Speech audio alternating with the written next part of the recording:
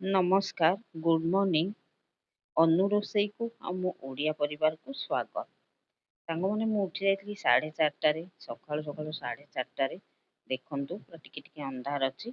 ତାପରେ ଉଠିକି ଘରର କିଛି କିଛି କାମ ସାରିକି ମୁଁ ପଳେଇ ଆସିଥିଲି ଛାତ ଉପରକୁ, କାରଣ ଚଢ଼େଇ ମାନଙ୍କୁ ପାରାମାନଙ୍କୁ ଖାଇବା ପାଇଁ ବି ଦେବା ପାଇଁ ଆଉ ଫୁଲ ବି ତୋଳିବା ପାଇଁ। ଫୁଲ ତୋଳା ତୋଳି କରୁଛି, ସବୁ ଗଛ ବି ଦେଖୁଛି। ଏଠି କିଛିଟା ଶାଗ ଗଛ ଲଗା ହେଇଛି। ମତେ ସକାଳୁ ଉଠିବା ପାଇଁ ବହୁତ ଭଲ ଲାଗେ। ସକାଳୁ ମୁଁ ଉଠିବା ପାଇଁ ବହୁତ ପସନ୍ଦ କରେ। ଲେଟ୍ ହେଇଗଲେ ମତେ ଜମା ବି ଭଲ ଲାଗେନି।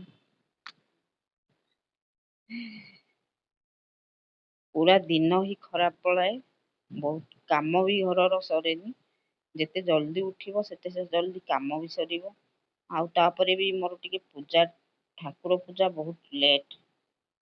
ଯେହେତୁ ଠାକୁର ପୂଜା ଟିକେ ଲେଟ୍ ହୁଏ, ସେଥିପାଇଁ ମୁଁ ଟିକେ ଜଲ୍ଦି ପଡ଼େ। ଜଲ୍ଦି ଉଠିକି କାମ ସାରି ମୁଁ ପୂଜା କରିଦିଏ।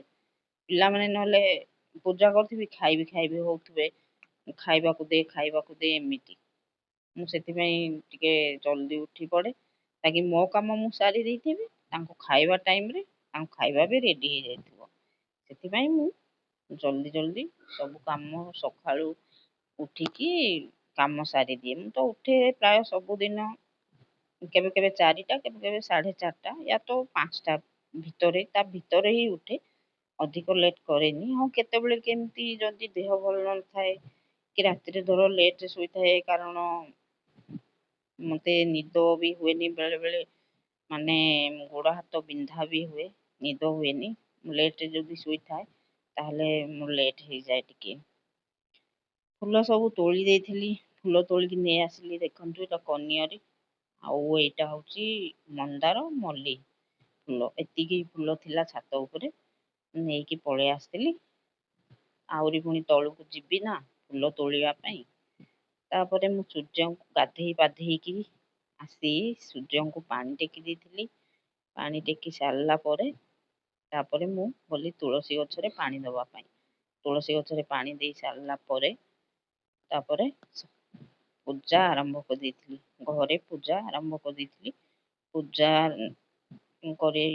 ପୂଜା ଦେଖନ୍ତୁ, ଏତିକି ଫୁଲ ଥିଲା। ତାପରେ ମୁଁ ପୂଜା ସାରି ଦେଇଥିଲି। ପୂଜା ସରି ସାରିଲା ପରେ ମୁଁ ତାପରେ ପଳେଇ ଆସିଲି। ସମସ୍ତଙ୍କୁ ଖାଇବାକୁ ଦେଇକି ମୁଁ ନିଜେ ଖାଇକି ଟିକେ ବସିଲି। ବସି ସାରିଲା ପରେ ତାପରେ ଆସିଲି ରୋଷେଇ ଦେଖିଲି। ଶୁଖୁଆ ନେଇକି ଆସିଛନ୍ତି। ଶୁଖୁଆ ମାନେ ଏଇଟା ଚିଙ୍ଗୁଡ଼ି ଶୁଖୁଆ, ଆଉ ଗୋଟେ କଣ ଶୁଖୁଆ ମୁଁ ଜାଣିନି, ହେଲେ ନେଇକି ପଳେଇ ଆସିଛନ୍ତି। ତାପରେ ସେପଟେ ଭାତ ବସେଇ ଦେଲି, ତାପରେ ଏପଟେ ଶୁଖୁଆ ଭାଜିଲି। ଶୁଖୁଆ ଭାଜି ଦେଇଥିଲି। ଆମ ଘରେ ତ ପିଲାମାନେ ବିଲକୁଲ ବି ଶୁଖୁଆ ଖାଇବା ପାଇଁ ପସନ୍ଦ କରନ୍ତିନି। କୌଣସି ପିଲା ବି ଶୁଖୁଆ ଖାଇବା ପାଇଁ ନା ପସନ୍ଦ କରନ୍ତି ନା ମାଛ। ଆଉ ସୋରିଷ ବଟାରେ ତ କୌଣସି ଜିନିଷ ପସନ୍ଦ କରନ୍ତି। ମୁଁ ତ ଚିଙ୍ଗୁଡ଼ି ଖାଏନି। ଚିଙ୍ଗୁଡ଼ି, କଙ୍କଡ଼ା ଏସବୁ ମୁଁ ଟୋଟାଲି ହିଁ ଖାଏନି, ଆଲାର୍ଜି ଲାଗି। ଶୁଖୁଆ ହଉ କି ମାଛ ହଉ, ଚିଙ୍ଗୁଡ଼ି ମୁଁ କିଛି ବି ଖାଏନି। ତାପରେ ଶୁଖୁଆକୁ ମୁଁ ଭାଜି ଦେଇଥିଲି। ଭାଜି ସାରିଲା ପରେ ତାପରେ ଆଜିର ଲଞ୍ଚ, ମାନେ ଆଜି ମୁଁ ବନେଇଛି ଲଞ୍ଚରେ ଭାତ। ଆମେ ଉଷୁନା ଭାତ ହେଇଗଲେ ଖାଉ। ଭାତ ବନେଇଥିଲି, ଉଷୁନା ଭାତ ଆଉ ଦହି ଛୁଙ୍କ। ଦହି ଛୁଙ୍କଟା ପିଲାମାନଙ୍କୁ ବହୁତ ପସନ୍ଦ। ସେ କହିବେ ଡାଲି କରନି, ଦହି ଛୁଙ୍କ କରିଦେ। ସେଥିପାଇଁ ତାଙ୍କ ପାଇଁ ଦହି ଛୁଙ୍କ କରିଦେଇଥିଲି। ତାପରେ ଜାଣିଛନ୍ତି ତ, ଶୁଖୁଆ ଭଜା। ତାପରେ ପିଲାମାନଙ୍କ ପାଇଁ ଅଣ୍ଡା କରି। ତାପରେ ଲାଷ୍ଟ ତ ଆମ୍ବ ନିହାତି। ଆମ୍ବଟା ତ ନିହାତି ଖିଆ ହବ। ମୋ ଭିଡ଼ିଓଟି କେମିତି ଲାଗିଲା ମୋତେ କମେଣ୍ଟରେ କହିବେ। ରହିଲି, ଜୟ ଜଗନ୍ନାଥ।